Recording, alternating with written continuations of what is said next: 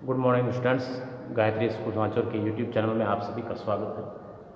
हम पढ़ रहे थे fourth lesson Bipin Chaudhary slabs of memory, जिसमें वर्किंग विथ लैंग्वेज के जो एक्सरसाइज है उसका फर्स्ट एंड सेकंड क्वेश्चन जो है हमने पिछले वीडियो लेक्चर में किया। जिसमें फर्स्ट क्वेश्चन में हमने had to, has to, have to के बारे में जाना, इनके यूजेस को समझा, और उसके बाद हमने कुछ आइडियम्स जो है उनको और उनके इंग्लिश मीनिंग और हिंदी मीनिंग के बारे में समझा। और आज मैं आपके सामने उपस्थित हूँ question number 3, study the sentences in the columns below. दो कॉलम ए और बी ब्लैक बोर्ड पर आपके सामने प्रस्तुत है। सेंटेंस वही है दोनों कॉलम में, लेकिन टेंस जो है वो इनका चेंज है। तो सेंटेंस देख करके आप मालूम कर सकते हो कि कौन सा किस टेंस का जो है वो सेंटेंस है, क्योंकि टेंसेस जो है वो हम कंप्लीट कर चुके हैं। तो देखिए, आप पहले तो आप खुद जो है वो प्रयास कीजिए, अगर समझ में आए तो उसके बाद मैं जो है उनको आपको समझा देता हूँ किस में कौन सा टेंस है और किसका क्या विशेषता होती है, किस टेंस की क्या विशेषता होती है उसके बारे में समझा देता हूँ। उसके बाद कुछ प्रश्न जो है वो आपके सामने प्रस्तुत है, जिसमें आपको इन कॉलम्स में से ही जो है वो सेंटेंस उठा करके उसका आंसर जो है वो देना है। तो चलिए स्टार्ट करते हैं।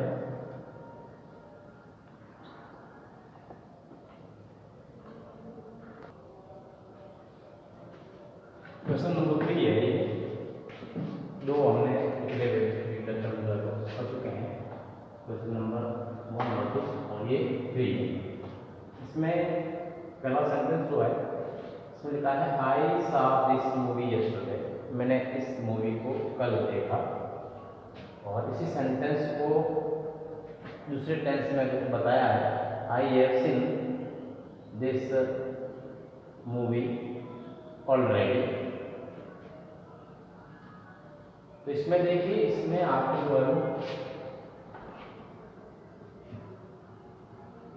पास्ट टेंस है, पास्ट इंडेफिनिट, और इसमें जो है वो प्रेजेंट परफेक्ट टेंस है। और ऐसे इसी तरह इस पहले सेंटेंस का जो है वो अपने यहाँ पर हो जाएगा, मैं ये मूवी पहले ही देख चुका हूँ। दूसरा है Bipin Babu work here for last year. Bipin Babu यहाँ पिछले वर्ष तक जो है वो कार्य किया।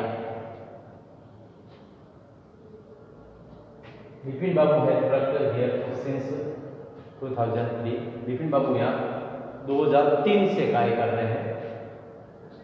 Chunnilal last week.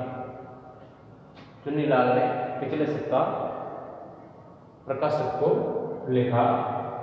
Past simple है, इसमें भी चुन्नीलाल है रिटन है, पब्लिशर। प्रेजेंट परफेक्ट है, चुन्नीलाल जो है वो प्रकाशक को लिख चुके हैं। I visited Ranchi once long ago. मैं रांची गया था, बहुत समय पहले कर चुका हूँ। कि मैंने जो है रांची किया था बहुत समय पहले की। और ये है I have visited Ranchi once before. मैं रांची की यात्रा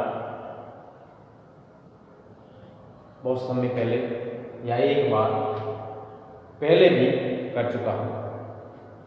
तो इसमें जो है वो टेंस है प्रेजेंट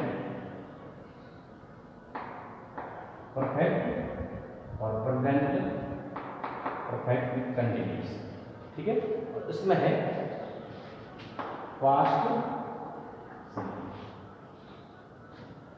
पास्ट सिंपल में जो कार्य होता है वैसे कार्य होते हैं जो भूतकाल में कोई घटना या कार्य जो है समाप्त हो जाता है, उसका वर्तमान पर उसका कोई प्रभाव नहीं होता है।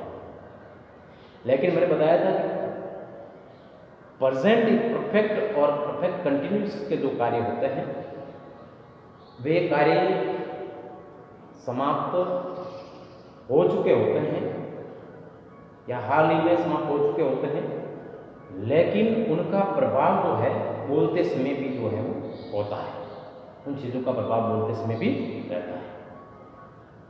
तो आप समझ गए होंगे कि इन टेंसों का प्रभाव जो है वो वर्तमान समय पर यानी बोलते समय जो है वो नहीं होता है। ये घटनाएं पहले की होती है, जो पहले हो चुकी होती है या हो गई होती है, और इसमें जो है वो हालांकि घटनाएं और कार्य जो है वो हो चुके होते हैं, हाल ही में समाप्त हो चुके होते हैं, लेकिन उनका प्रभाव जो है वो वर्तमान पर भी होता है। तो इनके अनुसार जो है वो आपको कुछ सेंटेंसेस आगे दिए हैं, तो आपको उनके समझाने का प्रयास करना है। Compare the sentences in the two columns, तुलना करनी थी दोनों सेंटेंस की आपस में, तो मैंने बता दिया आपको। Specially the verb forms answer the following, specially verb forms का मतलब क्रिया की रूप पर ध्यान देना है आपको। क्रिया का रूप आप समझ गए इसमें, जैसे कि सेकंड फॉर्म है, सेकंड फॉर्म है, सेकंड फॉर्म है और सेकंड फॉर्म है, थर्ड फॉर्म है, ये भी थर्ड है, ये भी थर्ड है और ये भी थर्ड है, ठीक है। तो सेकंड फॉर्म जो है वो पास्ट सिंपल में आता है और थर्ड फॉर्म जो है वो प्रेजेंट परफेक्ट या पास्ट परफेक्ट या फ्यूचर परफेक्ट में आता, ठीक है। अब देखिए कुछ सेंटेंस आपके सामने हैं जिनका उत्तर आपको इनमें से सेंटेंस उठा करके देना है। आपको पूछा है कि which column tells us that Bipin Babu is still working at the same place। दोनों कॉलम में से कौन सा कॉलम वाला सेंटेंस जो है वो आपको बताता है कि बिपिन बाबू अभी भी जो है वहां पर कार्य कर रहे हैं, उसी स्थान पर कार्य कर रहे हैं। बिपिन बाबू अभी भी उसी स्थान पर कार्य कर रहे हैं। कौन से कॉलम में बताया गया है, कौन सा कॉलम जो है वो आपको बताता है कि बिपिन बाबू उसी स्थान पर अभी भी कार्य कर रहे हैं। तो ये जो सेंटेंस है वो है,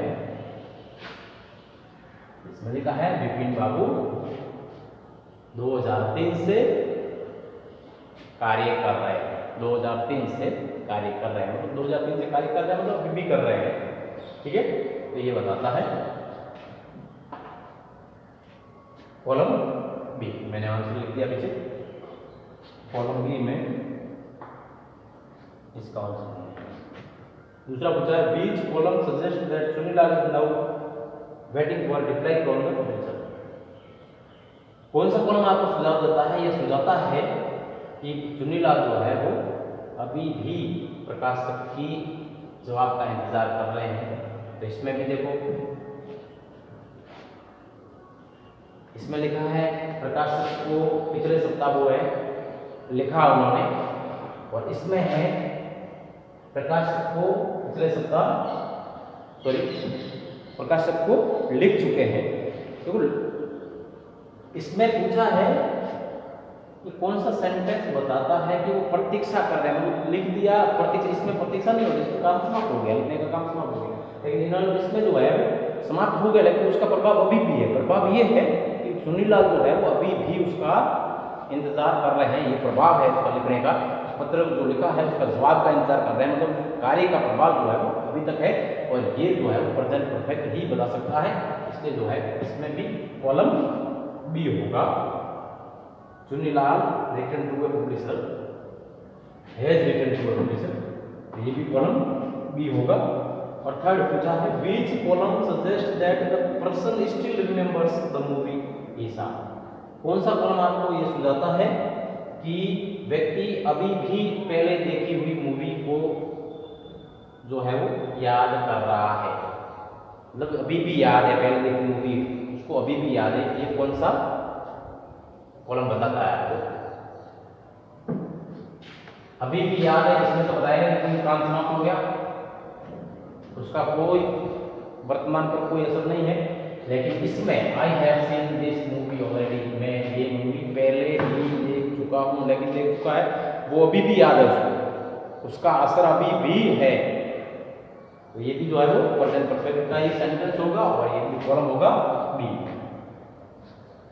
फिर फोर्थ में पूछा which column suggest that the experience of visiting Ranchi is still fresh in the speaker's mind. कौन सा कॉलम आपको सुझाता है कि रांची की यात्रा वक्ता के दिमाग में अभी भी ताजा है? मतलब ये भी वर्तमान पर प्रयोग, वर्तमान में जो है वो उसका प्रभाव अभी भी है दिमाग पर। तो I have visited Ranchi once before, मैं रांची की यात्रा पहले भी एक बार कर चुका हूँ। तो ये भी प्रेजेंट परफेक्ट का वाक्य होगा, कॉलम होगा। इस प्रकार से इन सेंटेंस को आपको समझना है और इससे बात ये हमारे समझ में आती है कि जो जिस कार्य का या घटना का प्रभाव वर्तमान समय पर भी रहता है वो प्रेजेंट परफेक्ट होता है विशेष रूप से, ठीक है। और पास्ट वो कार्य होता है, पास्ट सिंपल में वे कार्य आते हैं या घटनाएं आती हैं जो भूतकाल में घटित हुई हो। और प्रेजेंट परफेक्ट में हालांकि कार्य समाप्त हो चुके होते हैं लेकिन अभी वर्तमान में, अभी हाल में ही समाप्त हुए हो और उनका प्रभाव वर्तमान समय पर भी हो या बोलते समय भी उनका प्रभाव हो। तो जैसे आपको प्रश्न पूछे हैं उनके अनुसार जो है वो उचित सेंटेंस जो बैठ रहे हैं वो प्रेजेंट परफेक्ट वाले कॉलम बी वाले सेंटेंस जो है वो सेट बैठ रहे हैं।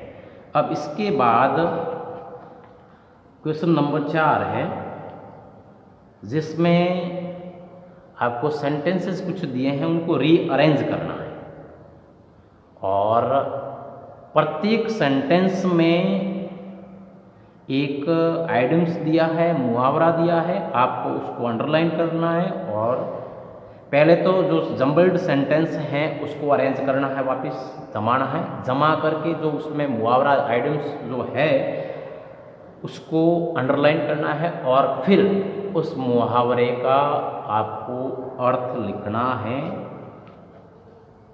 इंग्लिश में और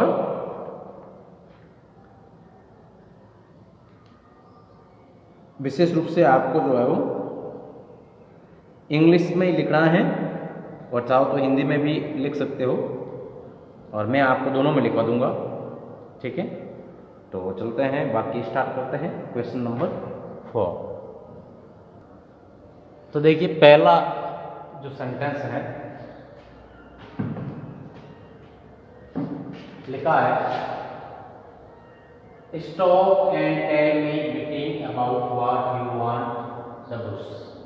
इसका सेंटेंस कुछ इस प्रकार से बनेगा, stop beating about the bush and tell me what you want. तो इसमें सबसे पहले सेंटेंस हमने अरेंज कर दिया, stop beating about the bush and tell me what you want, ठीक है। तो दूसरा काम, पहला तो सेंटेंस को अरेंज कर दिया हमने, अब हमारा दूसरा काम रहेगा इसमें जो है आइडियम जो मुहावरा जो है उसको अंडरलाइन करना। तो ये मुहावरा इसमें बीटिंग अबाउट द बुश, ठीक है, इसको अंडरलाइन कर दिया। अब इसका मीनिंग लिखना, तो इंग्लिश में इसका meaning beating about the bush किसको कहते हैं? Not to say something exactly, किसी बात को सीधे सीधे न कहना, जो बात वास्तव में होती है उसको सीधी बात न कह करके घुमा फिरा करके कहना, तो वो जो है वो बीटिंग अबाउट द बुश होता है। तो हिंदी में मैंने लिखवा दिया है। सेकंड सेंटेंस जो है वो हमने जमाया है, if you don't pay attention to the announcement you might board wrong train, ठीक है। तो इसमें आइडिया हमें नजर आता है पे अटेंशन। पे अटेंशन का मतलब होता है ध्यान देना, मैंने लिखा है पे अटेंशन यानी ध्यान देना, लिसन कहते हैं दूसरे शब्दों में इसको कहेंगे, सावधानीपूर्वक सुनना, ठीक है। थर्ड सेंटेंस जो है इसमें लिखा है, मैंने यहाँ लिखा है, इसका जमाया यहाँ है, the villagers tried to pin the crime on the young women. इसमें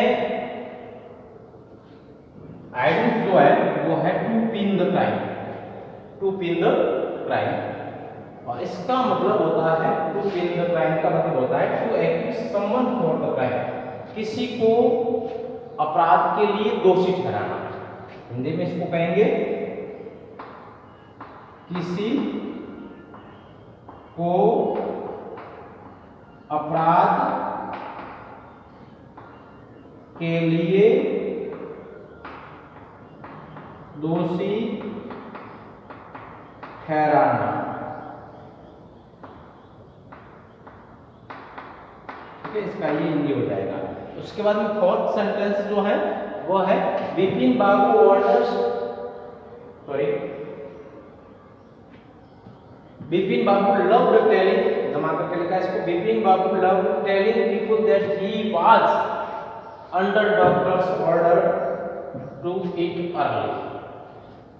तो इसमें जो एडवर्ब है, मुहावरा है, वो है अंडर डॉक्टर्स ऑर्डर। ये अंडरलाइन कर दिया हमने। ठीक है, इसका इंग्लिश अर्थ लिख दिया under instruction of doctor, doctor के निर्देशन में, डॉक्टर के निर्देशन में, चिकित्सक के निर्देशन में हो गया। लास्ट सेंटेंस हमारा है the teacher raised his eyebrows. तो इसमें आइडेंट जो है रेज्ड हिज आईब्रोज है when the students said that they had revised all their lessons. ठीक है, तो रेज्ड आईब्रोज का मतलब है to look at someone in surprise और इन एंगर। इसका पांचवें का अर्थ मैं यहाँ लिखवा देता हूँ, हिंदी अर्थ जो है वो किसी की तरफ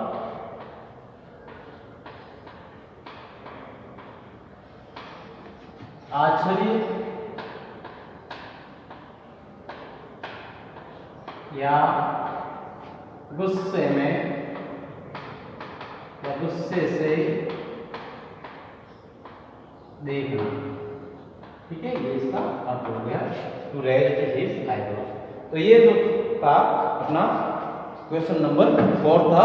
इसके साथ ही वर्किंग विथ लैंग्वेज वाला जो ये पार्ट जो है वो हमारा यहीं समाप्त होगा। और नेक्स्ट हम वर्किंग विथ राइटिंग वाला पोर्शन रहेगा इसमें, स्पीकिंग एंड राइटिंग। तो राइटिंग वाला हम करेंगे नेक्स्ट वीडियो लेक्चर में। और यहाँ जो है इस वीडियो लेक्चर को हम यहीं समाप्त करेंगे। आप स्क्रीनशॉट ले लें इसका, और पिछले वाले का भी जो स्क्रीनशॉट लेकर के फिर आप करोगे तो जल्दी होगा, और इसका भी स्क्रीनशॉट ले लें। हालांकि आज थोड़े से अक्षर जो है स्मॉल मैंने लिखे हैं, छोटे अक्षर हैं, तो आप इसका स्क्रीनशॉट लेकर के इसको जूम करोगे तो ये आपको स्पष्ट दिख जाएंगे। वैसे अक्षर लिखे स्पष्ट है, लिखे छोटे हैं लेकिन स्पष्ट है। तो स्क्रीनशॉट लेकर के आप इनको अगर देखोगे जूम करके तो आपको सब साफ दिखेगा। और इसके साथ ही आज का वीडियो लेक्चर जो है वो हम यहीं समाप्त करेंगे। Thank you.